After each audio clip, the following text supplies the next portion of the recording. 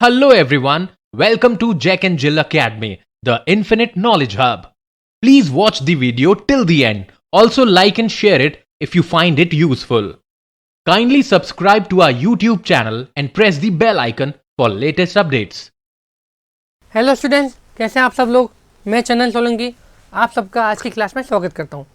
ये हमारा chemical equation and reactions का पार्ट नंबर 4 है। 10th क्लास साइंस हमने चैप्टर नंबर 1 को स्टार्ट किया है ना, chemical equation and reaction. Previous class में हम क्या पढ़ते आ रहे हैं, हमने इसके टाइप को शुरू किया था, इसके केमिकल इक्वेशंस के टाइप को शुरू किया था। कॉम्बिनेशन के बारे में हो गया, फिर डिकम्पोजिशन के बारे में हो गया।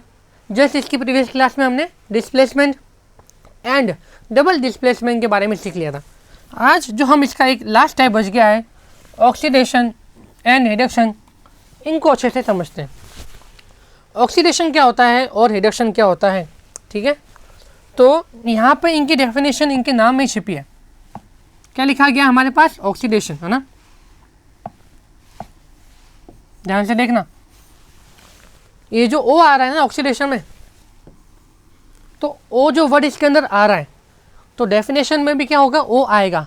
और जब ओ क्या होता है हमारा, O4 यहाँ पर होता है केमिस्ट्री में oxygen, that is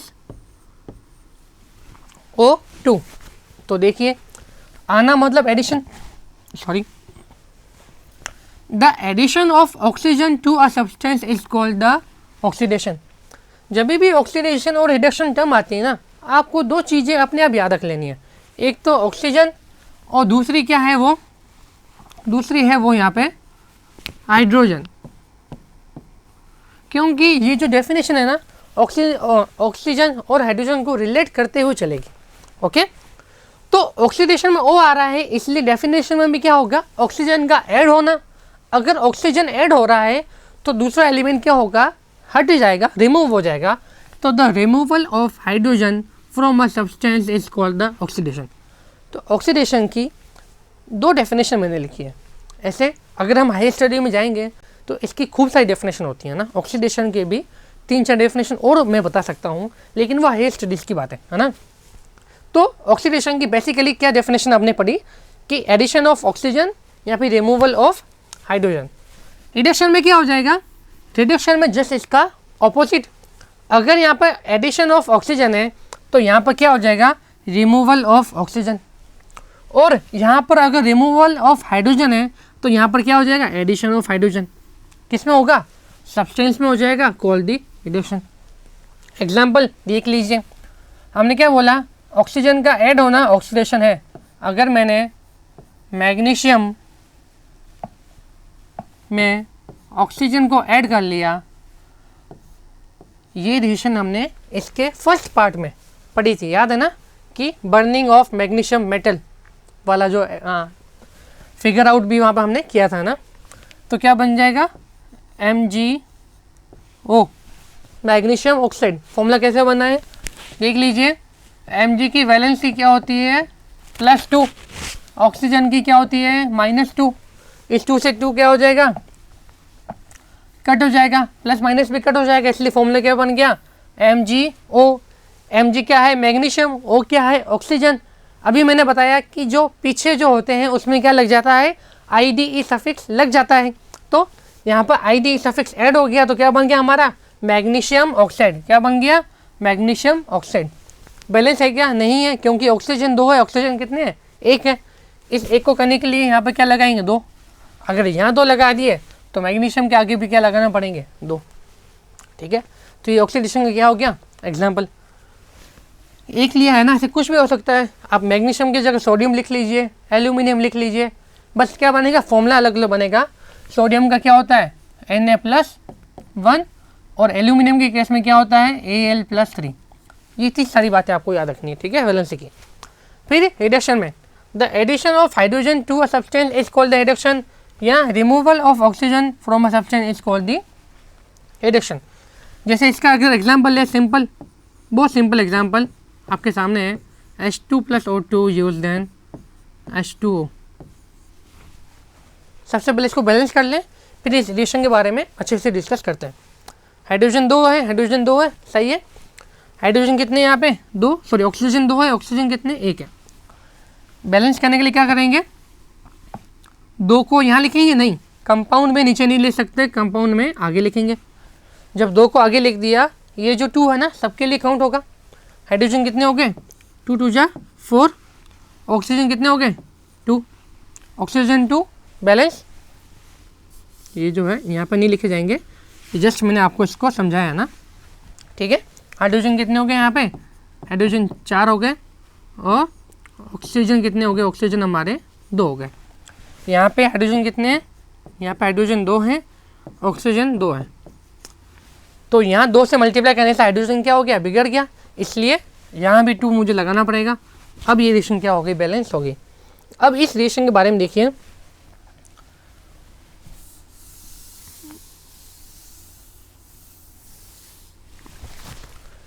H2 plus O2 use in H2O। ये जो एग्जाम्पल है ना, हम ऑक्सीडेशन में भी काम में ले सकते हैं और रिडक्शन में भी काम में ले सकते हैं। कैसे, आप देखिए यहाँ पे हाइड्रोजन ऐड हो रहा है ऑक्सीजन में। अगर हाइड्रोजन, अगर हम इसको ऐसे लिखें, the addition of hydrogen in the oxygen form the hydrogen oxide. H2O क्या होता है, हाइड्रोजन ऑक्साइड, वाटर। तो अगर हम हाइड्रोजन के रेफरेंस में लिखें कि हाइड्रोजन का तो क्या होना है, ऐड होना है। अब हाइड्रोजन ऐड हो रहा है, इसलिए क्या है, रिडक्शन है। अगर हम ऑक्सीजन को मान लें रेफरेंस कि ऑक्सीजन जो है हाइड्रोजन में ऐड हो रहा है, तो ये क्या हो जाएगा, ऑक्सीडेशन।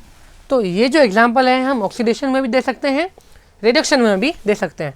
बस लैंग्वेज में क्या हो जाएगा, फ़र्क आ जाएगा कि addition of hydrogen to the oxygen तो हो जाएगा रिडक्शन, और addition of oxygen to the hydrogen तो ये हो जाएगा हमारा addition of oxygen to the hydrogen, oxidation का। ओके, और ये जो एग्जांपल है, एक नई टर्म में यहाँ पर लिख रहा हूँ, रेडॉक्स, उसमें भी दे सकते हैं। अब सर ये क्या वाला है, रेडॉक्स रिएक्शन क्या होती है, अभी इसको अपनी नेक्स्ट स्लाइड में देखते हैं, है ना। सबसे पहले ये एग्जांपल देखिए जो कि यहाँ पर लिखा हुआ है CuO। ये क्या होगा हमारे पास, क्यूप्रिक ऑक्साइड। इसका नाम क्या है, इसका नाम है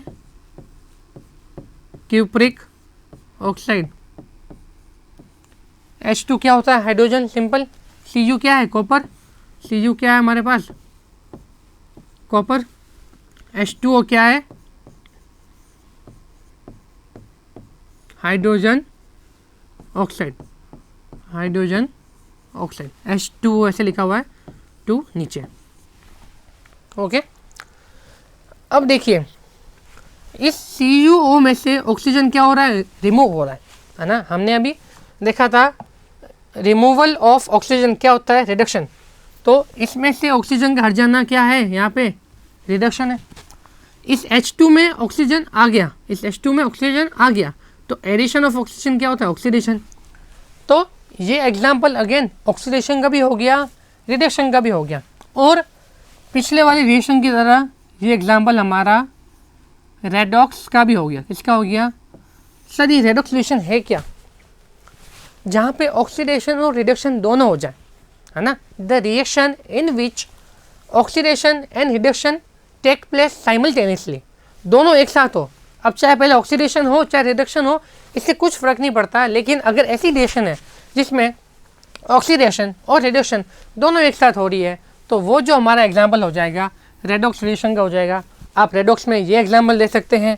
आपको वो एग्जाम्पल अगर हार्ड लग रहा है तो आप ये सिंपल सा एग्जाम्पल दे सकते हैं, H2 plus O2 use in H2O। यहाँ पर आप ऐसे लिखेंगे कि यहाँ से ये बन गया एडिशन ऑफ ऑक्सीजन, ऑक्सीडेशन। यहाँ से आप ये इसको वापस लिखेंगे कि एडिशन ऑफ हाइड्रोजन, रिडक्शन, है ना। तो ये क्या हो गया, रेडॉक्स का एग्जाम्पल हो गया। नेक्स्ट देखिए, ऑक्सीडेशन एंड रिडक्शन में वही है जो कि ये जो पूरा अभी ये जो एक्सप्लेन किया है ना, वही स्लाइड में है। यहाँ पे देखिए कि उस रिएक्शन में क्या हुआ था, कॉपर ऑक्साइड। अब यहाँ पे क्या लिखा गया, कॉपर। अगर आप कॉपर ऑक्साइड लिखते हैं तो आपको ऐसे लिखना पड़ेगा, कॉपर ब्रैकेट में रोमन के अंदर 2 नंबर और फिर ऑक्साइड वर्ड को लिखना है। या तो आप कॉपर ऑक्साइड लिखिए या फिर आप इसका नाम क्यूप्रिक ऑक्साइड लिखिए। क्यों, क्योंकि कॉपर की भी वैलेंसी 2 होती है, एक तो Cu+1 होता है, एक Cu+2 2 होता है। यहाँ पर CuO में क्या काम आया, +2 वाला काम आया। कैसे काम आया कि Cu+2 ऑक्सीजन -2, इस 2 से 2 कट गया तो फॉर्मूला क्या बन गया, CuO। इसको हम कहते हैं क्यूप्रस, इसको हम कहते हैं क्यूप्रिक, इसको कहते हैं क्यूप्रस, इसको हम कहते हैं क्यूप्रिक, इसलिए इसका नाम हो गया क्यूप्रिक ऑक्साइड या फिर copper second oxide. Is changing into copper, simple. So copper oxide is being reduce to copper, जैसे कि मैंने बताया रिडक्शन। हाइड्रोजन जो हो रहा था, हाइड्रोजन कन्वर्ट हो रहा है हाइड्रोजन ऑक्साइड में, hydrogen is changing into the water hydrogen oxide, that is H2O। So hydrogen is being oxidise to water, ठीक है। अब आप यहाँ पर एक चीज़ याद रखिए, जिस कंपाउंड का रिडक्शन होता है ना, उससे हम कहते हैं ऑक्सीडाइजिंग एजेंट, उससे हम कहते हैं ऑक्सीडाइजिंग एजेंट। और जिस कंपाउंड का हमारे पास ऑक्सीडेशन होता है उससे हम कहते हैं रिड्यूसिंग एजेंट, उल्टा है, ठीक है। इस CuO का क्या हो रहा है, रिडक्शन, इसलिए इसको हम क्या कहेंगे, इस CuO को, इस कॉपर सेकेंड ऑक्साइड को हम क्या कहेंगे, इसको हम कहेंगे ऑक्सीडाइजिंग एजेंट, ठीक है। कॉपर ऑक्साइड जो हो रहा था is given oxygen required for the oxidation of hydrogen, therefore copper oxide क्या हो जाएगा, ऑक्सीडाइजिंग एजेंट हो जाएगा हमारे पास, और हाइड्रोजन क्या हो जाएगा, रिड्यूसिंग एजेंट। ये दो टर्म क्या है, अलग है। अगर जिस कंपाउंड का रिडक्शन हो रहा है, अगर जिस कंपाउंड का हमारा रिडक्शन हो रहा है, रिडक्शन, तो उसका नाम क्या हो जाएगा, ऑक्सीडाइजिंग एजेंट, उल्टा है। और जिसका रिडक्शन और जिसका ऑक्सीडेशन हो रहा है उससे हम क्या कहेंगे, ऑक्सीडेशन हो गया, तो उसमें दूसरा वर्ड ऐड करना है, रिड्यूसिंग एजेंट। तो आई होप ये दो टर्म भी आपको अच्छे से समझ में आ गई होगी कि ऑक्सीडाइजिंग एजेंट क्या होता है और रिड्यूसिंग एजेंट क्या होता है। ओके, नेक्स्ट हम देखते हैं effect of oxidation reactions in everyday life, कि हमारी डेली लाइफ में ऑक्सीडेशन की क्या है, क्या इफ़ेक्ट हो सकते हैं, उसके क्या अलग अलग यूज़ हो सकते हैं या इफेक्ट भी क्या हम कह सकते हैं उसको। तो सबसे पहले जो मेन इफेक्ट है ना वो है हमारा कोरोजन का। क्या है कोरोजन, इसका सबसे अच्छा और सबसे बेसिक एग्जांपल दें, सबसे बेसिक एग्जांपल है लोहे की चीज़ ख़राब हो गई। आप जनरली सुनते हैं कि अपन घर में बोलते हैं मम्मी पापा ये जो लोहे की जो भी हमारा गेट था जंग लग गया, क्या लग गया, जंग, उससे हम क्या कहते हैं इंग्लिश में, रस्ट, रस्टिंग, जंग लगना। तो वो कोरोजन का सबसे अच्छा सबसे सिंपल एग्जांपल है रस्टिंग ऑफ आयरन, क्योंकि लोहा क्या होता है, यहाँ पे लोहा होता है Fe, क्या होता है Fe, दैट इज आयरन। तो कोरोजन वही है कि कोरोजन में क्या होता है कि जो मेटल की चीज़ें होती हैं ना, वो यहाँ तो बारिश की वजह से पानी लग गया या नमी हो गई, मॉइस्चर, एयर, ऑक्सीजन से क्या होगी, कभी कभी मेटल रिएक्ट करते हैं, तो उन वजह से वो जो मेटल होते हैं ना वो क्या हो जाता है, हमारे ख़राब हो जाते हैं ना।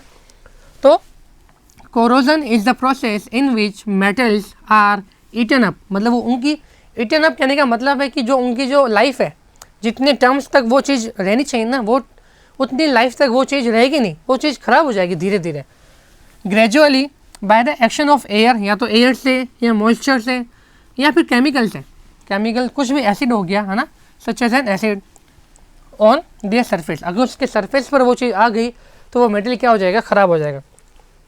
Corrosion is caused mainly by the oxidation of metals by oxygen of air, rusting of iron metal is the most common form of the corrosion. जैसे कि मैंने अभी आपको बताया कि सबसे अच्छा एग्जाम्पल इसका क्या है, रस्टिंग ऑफ आयरन, है ना। और ये बेसिकली मेनली क्यों होता है कोरोजन, क्योंकि जो एयर में हमारे पास ऑक्सीजन है, जो मेटल होते हैं उससे क्या कर देंगे, रिएक्ट कर देंगे।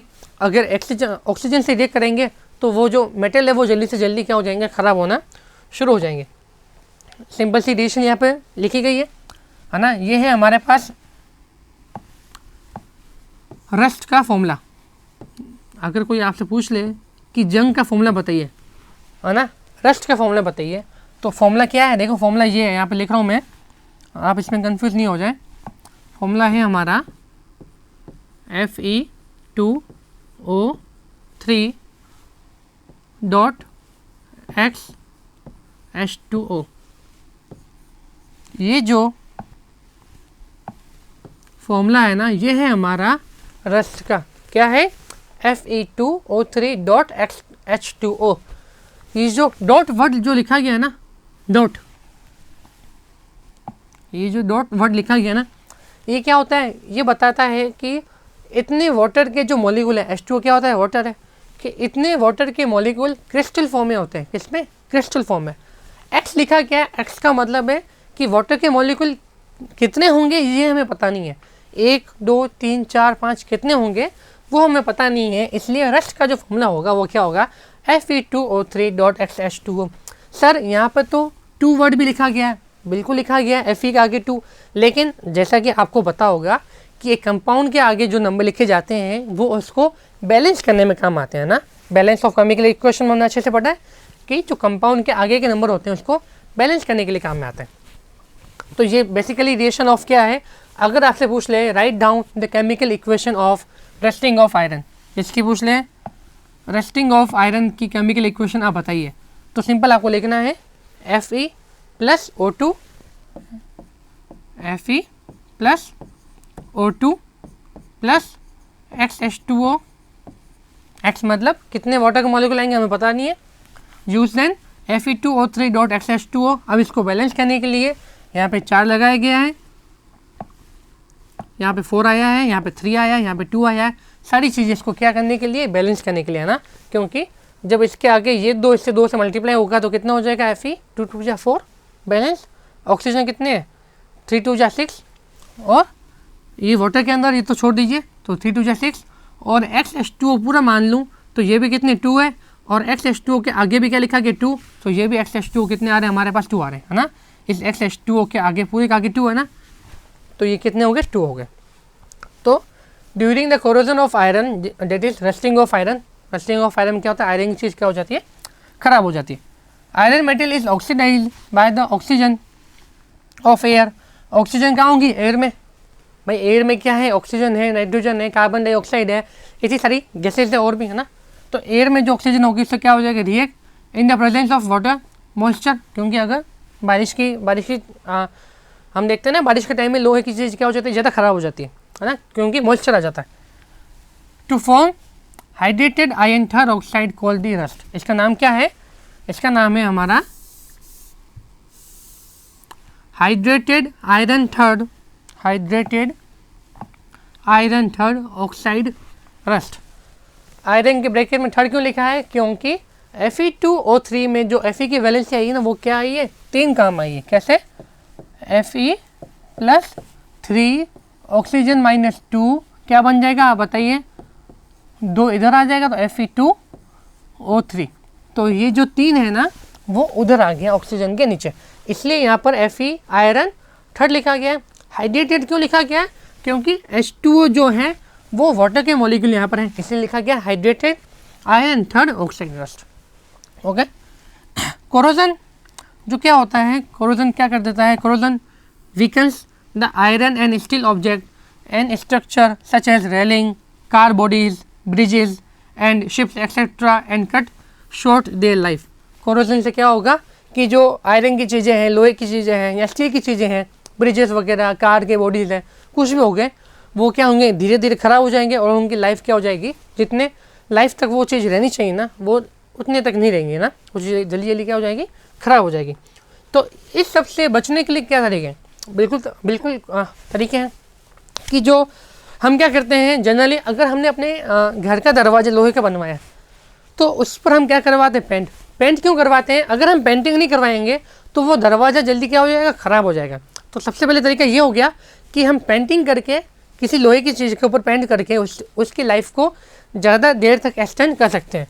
तो नेक्स्ट टॉपिक हमारा यही है, method of prevention of corrosion. First वाला मेथड जैसा कि मैंने अभी आपको जस्ट बताया, पेंटिंग, कि अगर हमने लोहे का दरवाज़ा, लोहे की रेलिंग कुछ भी बनवाया है ना, तो उस पर हम क्या करेंगे? पेंटिंग करेंगे। पेंटिंग से क्या होगा कि वो चीज़ जल्दी ख़राब नहीं होगी। दूसरा क्या हो सकता है? Plastic coating. उस पर किसी प्लास्टिक की चीज़ की क्या कर लें? कोटिंग कर लें। थर्ड और फिफ्थ अभी हम एक साथ समझते हैं। पहले ऑयलिंग एंड ग्रीसिंग के बारे में देख लीजिए, ये भी कॉमन टर्म है। और एलोइंग, वन बाई वन करके देखते हैं। एक तो लिखा गया है क्रोमियम, क्रोमियम क्या होता है Cr, यहाँ पर लिखा गया है Zn, दोनों में है प्लेटिंग है ना। क्रोमियम प्लेटिंग में हम क्रोमियम की भी कर सकते हैं, एक आता है Ni, निकल की भी कर सकते हैं, एक आता है Sn, टिन की भी कर सकते हैं।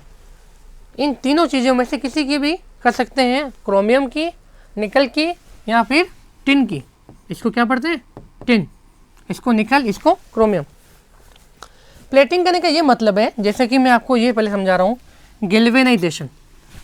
गैल्वेनाइजेशन में क्या होता है कि जो आयरन है ना, उस पर हम जिंक की कोटिंग करेंगे या जिंक की प्लेटिंग कर देंगे, जिंक। तो अगर एयर में हमारे पास ऑक्सीजन होगा, अब मुझे बताओ, अगर एक आयरन की कोई चीज़ है, उस पर मैंने किसी चीज़ से कोटिंग कर दी, अगर मैंने इस पर यूँ किसी चीज़ का लेप लगा दिया, कोट कर दिया, तो क्या ये अंदर की जो मेटल की सरफेस है, ये जो अंदर जो मेटल की सरफेस है, ये ख़राब होगी क्या? नहीं होगी ना, क्योंकि इसके ऊपर हमने क्या दे दिया, प्रोटेक्शन दे दिया। तो अब जो ऑक्सीजन होगा वो किससे रिएक्ट करेगा, इस बाहर की चीज़ से करेगा। तो बाहर की चीज़ क्या हो सकती है, हमने Zn दे दिया, या फिर क्रोमियम दे दिया, यहाँ पे निकल दे दिया, या फिर Sn दे दिया। तो बात आ रही समझ में, ये फिर ये इसलिए दिया है ताकि अंदर की जो मेटल की सरफेस है वो ऑक्सीजन से रिएक्शन ना करे, अगर वो करेगी तो वो ख़राब हो जाएगी। इसलिए हमने बाहर की मेटल से क्या कर दिया, इसको प्रोटेक्ट कर दिया, ताकि ऑक्सीजन से रिएक्शन भी होती है तो वो Zn से हो, क्रोमियम से हो, निकल से हो, या फिर Sn से हो, इन सारे एलिमेंट से हो। तो आई होप आपको गैल्वेनाइजेशन क्या होता है, क्रोमियम प्लेटिंग क्या होती है, इससे समझ में आ गया कि अगर कोई भी चीज़ है स्टील की है, चाहे वो स्टील है, हम प्योर स्टील नहीं लेते हैं ना, हम जाके क्या बोलते हैं कि हमें रेलिंग कैसे चाहिए, मतलब स्टेनलेस स्टील चाहिए ना, स्टेनलेस स्टील चाहिए ताकि वो ख़राब नहीं हो जल्दी से। तो प्योर स्टील, वो हमें प्योर स्टील की चीज़ हम मकान का काम है ना, तो वहाँ प्योर स्टील की चीज़ भी काम में नहीं आएगी हमारी, हम कुछ एलॉय करके लेंगे। एलॉय क्या होता है, एलॉय का मतलब होता है मिक्सचरिंग,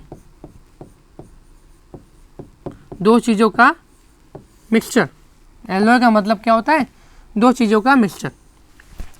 तो अगर हमें प्योर स्टील खरीदना है तो हम प्योर स्टील नहीं लेंगे, हम क्या लेंगे, उस स्टील के साथ में दूसरे कंपाउंड का मिक्सचर वाला कंपाउंड लेंगे। है तो स्टील, लेकिन उसमें Sn को मिलाया गया है, यहाँ पे कार्बन को मिलाया गया, किसी चीज़ को मिलाया गया है ताकि वो चीज़ जल्दी क्या नहीं हो, ख़राब नहीं हो।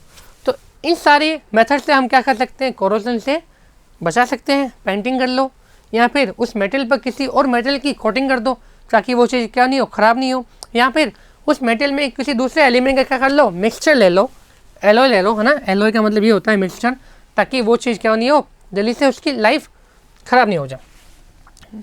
नेक्स्ट जो हमारा है वो है रेंसिडिटी। कोरोजन तो कंप्लीट हो गया। नेक्स्ट जो हमारा है वो है रेंसिडिटी। रेंसिडिटी क्या है, बेसिकली आपने सुना होगा कि घर पर अपन बोलते हैं कि ये जो मम्मी खाना बनाया था ना, ख़राब हो गया, या फिर ऐसे बोलते हैं कि इस खाने में से क्या आ रही है, बदबू आ रही है, मम्मी अच्छी स्मेल नहीं आ रही है, ये जो खाना है वो जल्दी ख़राब हो गया है। तो वो क्या होते हैं, वही है हमारा रेंसिडिटी। जब भी हम कॉमन सी टर्म बोलते हैं ना कि ये जो आइटम है, जो ये जो फूड का आइटम है वो खाने लायक नहीं है ना, इसमें से अच्छी स्मेल नहीं आ रही है ना, तो वो केमिस्ट्री में, केमिकल में क्या हो जाता है, rancidity. When the fats and oils present in the food material get oxidise हो जाएंगे वो by the oxygen of air, their oxidation products have unpleasant smell and taste. The condition produced by aerial oxidation of fats and oils in food marked by unpleasant smell and taste is called the rancidity। वही है जो कि मैंने बताया कि जो कोई भी जो फूड आइटम होगा, जो फैट्स होंगे, वो ऑयल होंगे, अगर वो जल्दी ख़राब हो रहे हैं तो इसका मतलब ये है कि उन्होंने एयर से ऑक्सीजन से रिएक्ट कर लिया और ऑक्सीडाइज हो गए, तो वो चीज़ अब क्या हुई, खाने लायक नहीं है, उसमें से अच्छी स्मेल नहीं आएगी, है ना। वो जब हम खाएंगे या जब उसको स्मेल भी करेंगे ना, तो हमें अच्छा फील नहीं होगा। रेंसिडिटी से क्या हो जाएगा, खाने की चीज़ें ख़राब हो जाएगी। Spoil the food material prepared in the fats and oil which have been kept for a considerable time and make them unfit for the eating. फिर वो खाने लायक नहीं होगी। अच्छा, अगर हमें इसको बचाना हो किसी भी चीज़ को, जैसे मार्केट में हम मार्केट से जनरली अचार लाते हैं, है ना। अगर हम वो अचार ला रहे हैं, किसी भी चीज़ का है, मैंगो का है ना, किसी भी चीज़ का हम अगर वो जो अचार परचेज कर रहे हैं, तो वो क्या ताज़े बने होते हैं, फ्रेश नहीं, है ना। उस पर क्या होता है, पैकिंग होती है ना अच्छे से, है ना। उस चीज़ की अच्छे से हमारी क्या हो जाती है, पैकिंग हो जाती है। तो अगर हमें किसी चीज़ को बचाना है ख़राब होने से, रेंसिडिटी से होने से बचाना है, तो हम क्या कर सकते हैं, या तो ये कर सकते हैं कि उस कंपाउंड की ऑक्सीजन से रिएक्शन ही ना हो, या फिर उसको इतना टाइट क्लोज कर दें, उसकी पैकिंग को इतना अच्छे से कर लें कि उसके अंदर एयर भी क्या नहीं हो, इंसर्ट नहीं हो पाए। या फिर हम क्या कर सकते हैं कि जो फूड आइटम है, अगर हम दिन में कोई भी चीज़ बनाई है, सब्जी, अगर हमें उसको रात में यूज़ लेना है, तो हम उसको क्या कर सकते हैं, रेफ्रिजरेटर में रख सकते हैं। फ्रिज में रखने से भी क्या होगा, वो चीज़ ख़राब नहीं होगी। और अगर हम उसको अपने किचन में रखेंगे लाइट की प्रेजेंस में, तो लाइट की प्रेजेंस में वो चीज़ क्या हो जाएगी, जल्दी से स्पॉइल हो जाएगी। तो हमें उस, ये सारे मेथड जो मैं अभी आपको एक्सप्लेन कर रहा हूँ, ये 1 बाय 1 क्या है, प्रिवेंटिंग ऑफ रेंसिडिटी। फर्स्ट यही है कि अगर कोई चीज़ ऑक्सीडाइज हो रही है, तो हम उसके अंदर एक ऐसा कोई सब्सटेंस ऐड कर दें जो कि क्या हो, एंटी ऑक्सीडेंट हो। तो rancidity can be prevented by adding antioxidant to foods containing fat and oils. कि फैट एंड ऑयल्स में हमने एक एंटी ऑक्सीडेंट सब्सटेंस क्या कर लिया, ऐड कर लिया, ताकि वो क्या नहीं हो, जल्दी से ख़राब नहीं हो जाए। ठीक है, anti oxidant is the substance और केमिकल विच प्रिवेंट ऑक्सीडेशन। अगर एंटी ऑक्सीडेंट है तो वो ऑक्सीडेशन को रोक देगा। जब एंटी ऑक्सीडेंट ऑक्सीडेशन को रोक देगा, तो वो चीज़ जल्दी से स्पॉइल नहीं होगी। फर्स्ट। सेकंड क्या कर सकते हैं, सेकंड हम कर सकते हैं रिप्लेसिंग एयर बाय नाइट्रोजन। कि हमने उसके अंदर, जैसे हम एक अच्छा से एग्जाम्पल मैं आपको समझाता हूँ कि the manufacturing of potato chips fill the plastic bag containing chips with the nitrogen gas. हम जो चिप्स लाते हैं ना, पोटैटो चिप्स, जितने भी चिप्स जो हम लाते हैं, वो आप देखिएगा कि वो इतना जो उसकी जो पैकिंग करते हैं, तो वो इतना सा फूल क्यों जाता है, क्योंकि हमने उसमें नाइट्रोजन गैस को फिल कर दिया है, N2 को, जिसका फॉर्मूला क्या होता है, N2। हमने उसके अंदर नाइट्रोजन गैस फिल कर दिया। अगर नाइट्रोजन गैस फिल कर दी है, तो वो अंदर के जो चिप्स है वो जल्दी ख़राब नहीं होंगे। अगर नाइट्रोजन गैस फिल नहीं करेंगे, क्या होगा कि वो ऑक्सीजन से रिएक्ट कर लेंगे चिप्स, है ना, जो कि अंदर जो भी सब्सटेंस है, कंपाउंड है, वो हमारा ऑक्सीजन से क्या हो जाएगा, रिएक्ट हो जाएगा, और वो जल्दी से स्पॉइल हो जाएगा। तो उसी चीज़ को रोकने के लिए हम क्या कर लेते हैं, उसमें नाइट्रोजन गैस को ऐड कर लेते हैं। तो समझ में आ गया दोनों। थर्ड क्या तीसरा हम क्या कर सकते हैं, जो फूड स्टफ है उसको हम फ्रिज में रख सकते हैं, रेफ्रिजरेटर में। अगर हमें लॉन्ग टाइम तक उसको यूज़ लेना है, 1-2 दिन तक, है ना, कुछ भी, तो फ्रिज में रख सकते हैं। फोर्थ क्या सकते हैं, अभी बताया था, टाइट पैकिंग कर दो, वैक्यूम पैकिंग में क्या होगा कि वो जो सब्सटेंस है उसको इतना टाइट पैक करेंगे कि उसमें एयर भी इंसर्ट नहीं हो पाए। फिफ्थ क्या हो सकता है कि rancidity can B retarded by the storing food away from the light. कि अगर हमें किसी चीज़ को ख़राब होने से बचाना है, तो उसको लाइट से क्या रखिए, दूर रखिए। तो ये थे रेंसिडिटी के, है ना, रेंसिडिटी में इसको प्रिवेंट करने के लिए मेथड। तो आज की क्लास में हमने आज क्या सीखा, ये जो है, इसी के साथ हमारा चैप्टर फिनिश होता है। केमिकल इक्वेशन एंड रिएक्शन पूरा चैप्टर हमने एक्सप्लेन हो गया है। पार्ट नंबर 4 था। पार्ट नंबर 4 में हमने ऑक्सीडेशन एंड एडिशन को पढ़ा कि ऑक्सीडेशन में क्या होता है, एडिशन ऑफ ऑक्सीजन और रिमूवल ऑफ हाइड्रोजन, जबकि रिडक्शन में क्या हो रहा था, रिडक्शन में removal of oxygen and addition of hydrogen. फिर ऑक्सीडेशन और रिडक्शन दोनों साथ में हो जाए, उसे हम क्या कहते हैं, बताओ, उसे हम कहते हैं रेडॉक्स। ये हो गया था। फिर हमने ऑक्सीडेशन के इफेक्ट देखे थे। क्या देखा था, कोरोजन। कोरोजन में सबसे अच्छा एग्जांपल, लोहे की चीज़ पर क्या लगना, जंग, रस्टिंग ऑफ आयरन। ठीक है, कोरोजन को देख लिया था। फिर हमने उसके अंदर देख लिया था, सेकंड कोरोजन के इफेक्ट देख लिए थे कि कोरोजन की कोई चीज़ अगर कोरोज हो रही है, जैसे रस्टिंग ऑफ आयरन है, तो उसको प्रिवेंट करने के लिए हम क्या कर सकते हैं, पेंट कर सकते हैं, या किसी दूसरे मेटल की उस पर परत चढ़ा सकते हैं, है ना, सरफेस कोटिंग कर सकते हैं, ताकि वो जो मेटल है वो ख़राब नहीं हो। उसके बाद हमने रेंसिडिटी को पढ़ा। रेंसिडिटी क्या होती है कि कोई फूड आइटम है, वो ज़्यादा देर तक लाइट की प्रेजेंस में या बाहर रहते हैं, तो वो फिर खाने लायक नहीं रहते हैं ना, वो जल्दी से क्या हो जाता है, इसमें स्मेल अच्छी नहीं आती है, ख़राब हो जाते हैं।